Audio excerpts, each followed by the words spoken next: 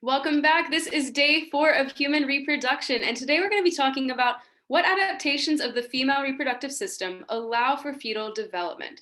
So when you see this word fetal, we're talking about the development of a fetus, which is essentially a growing baby inside a mother's uterus. Right? Growing baby in uterus. So this fetus has not yet been born. It is still growing, still developing inside the mother's uterus. And today we're going to talk about the different structures that make that possible, as well as the timeline of events that has to happen in order for this fetus to grow. All right, but before we get into that, you guys have got one do now question reviewing what we talked about yesterday. So right now, go ahead and pause this video and tell me, what are the two primary or main hormones that are involved with the human female reproductive system? So I know yesterday we talked about 4 hormones, but I want you to just tell me, what are the 2 main ones that we need to associate with the female reproductive system? Okay, so pause this video, tell me what those 2 hormones are, and press play when you're ready to review it. Okay, so the 2 main or primary hormones that we need to associate with the female reproductive system are estrogen and progesterone. Now, yesterday we also talked about 2 other hormones known as follicle stimulating hormone and luteinizing hormone. Both of these are involved with the menstrual cycle as well, but I mainly want you guys to know these 2 hormones, estrogen and progesterone. These are going to come up more frequently. Make sure you're comfortable with all 4 of them, but any questions I ask you are most likely going to be referring to estrogen and progesterone. Okay. Now, the first thing we are going to do today is I actually want you to pause this video and watch the video that I have linked on your worksheet. That video is an animation of the process of ovulation and fertilization and kind of what that looks like inside the female body. And I promise you that video, that animation will help you understand this diagram a lot better. So go ahead and pause this video, watch that animation of ovulation, and then come back to me when you are ready to analyze this image and answer questions 1 through 4.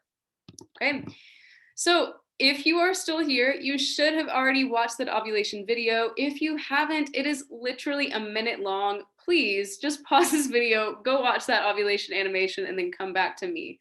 Now, let's figure out what's going on in this diagram. So there are 3 structures that we need to be familiar with in this diagram. The first one is going to be this round shaped structure right here. And we can see that that is labeled the ovary. We know the ovary are where these eggs are stored and released every month in a process known as ovulation. Now, the second structure we need to know is this tube that circles around the ovary and leads into another structure.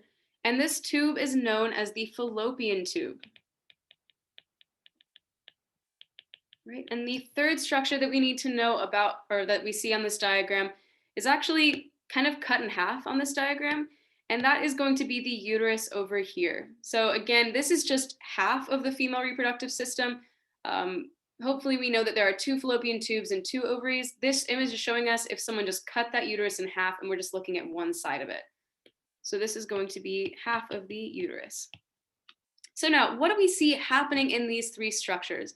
Well, the first thing we need to point out is that we see that over time, we're seeing an egg that is developing and then being released from that ovary in the process known as ovulation.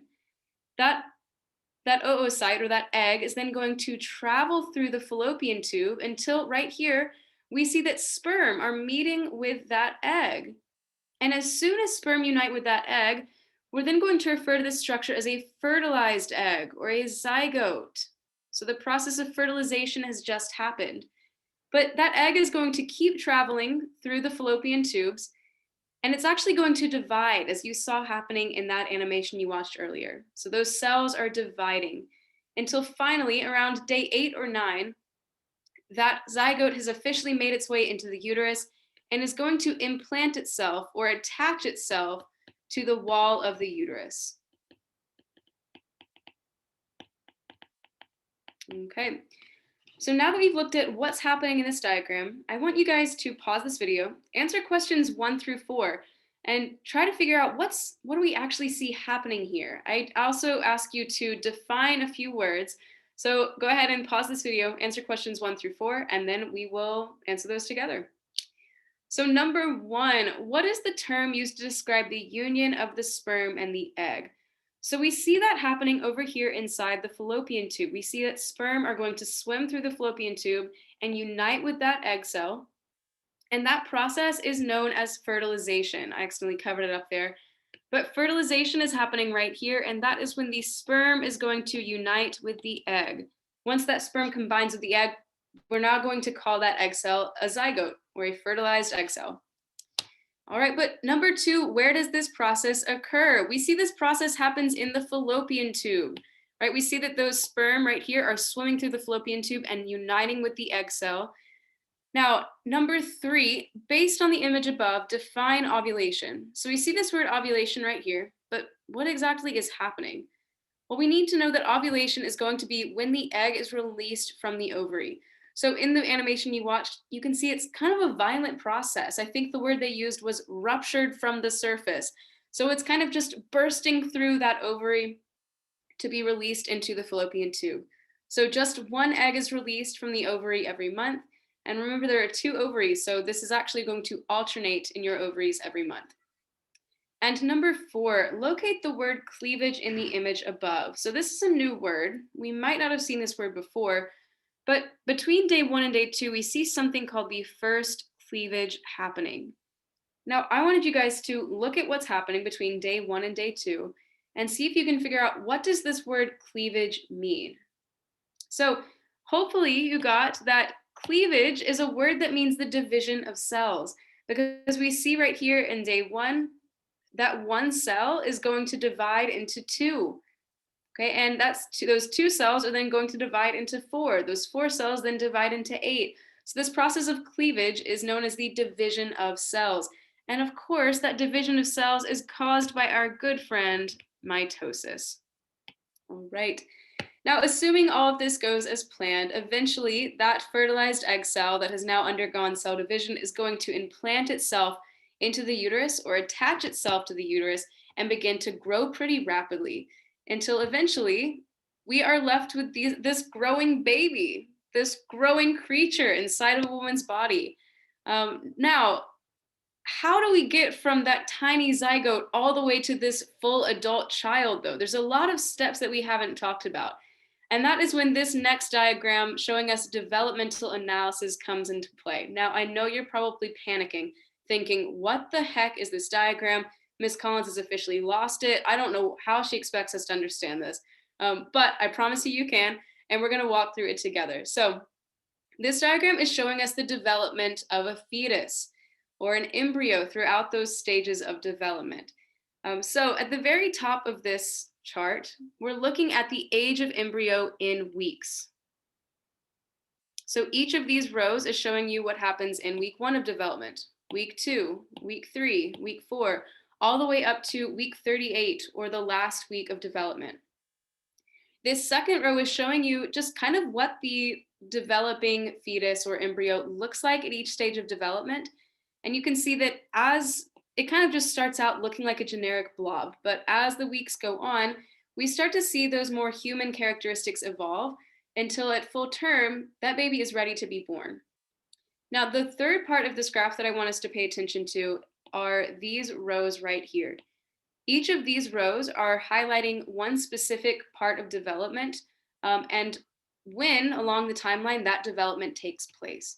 So we can see this first row right here is showing us the development of the central nervous system. So we can see that it starts at the end of week 2 and it's going to end at the end of week 38. This second row is showing us the development of the heart. So it starts in the middle of week 3 and it ends at the end of week 8.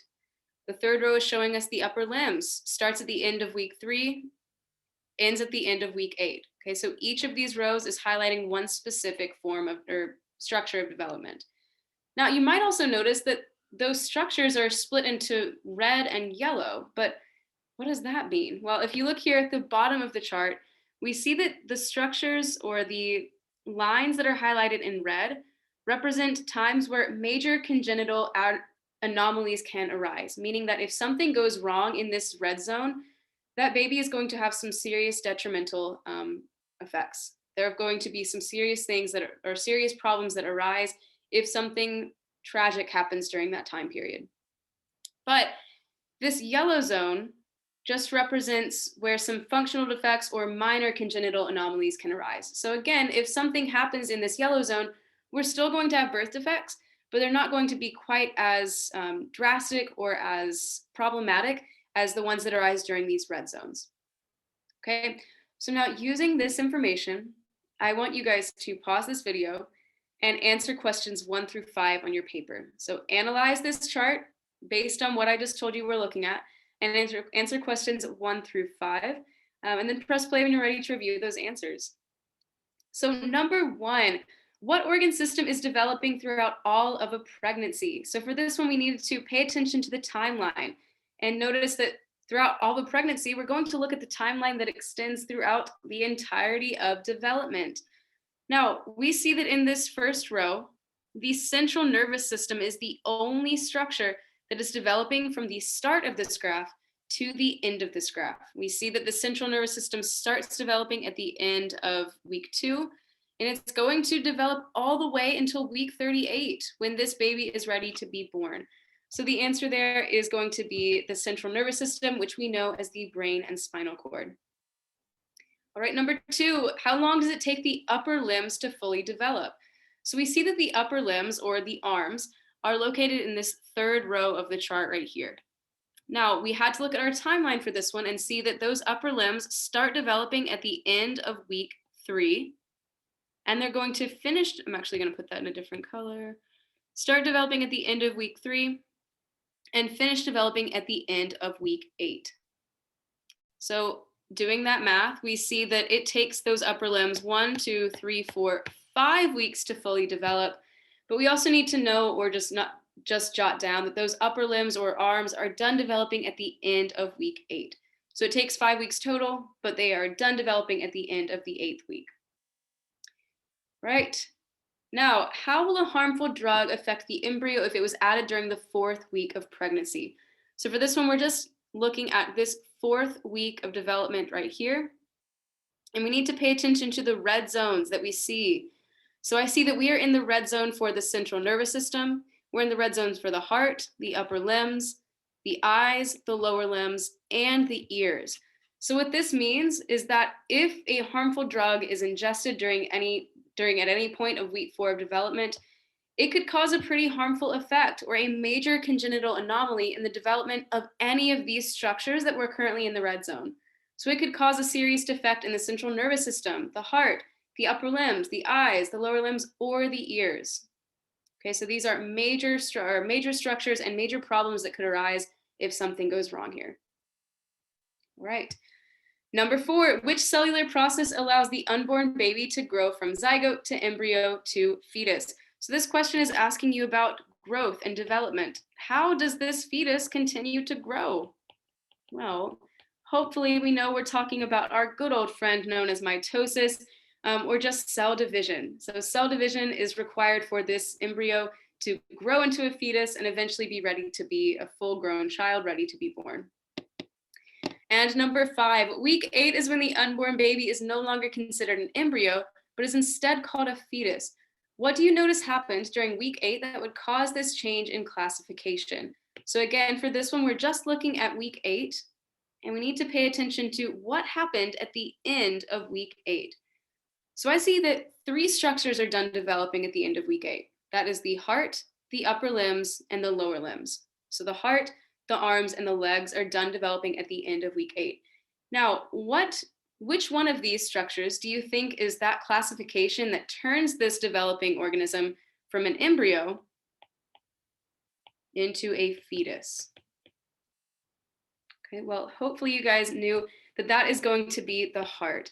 So as soon as that heart is fully developed at the end of week 8, that is when we start considering this organism a fetus rather than just an embryo.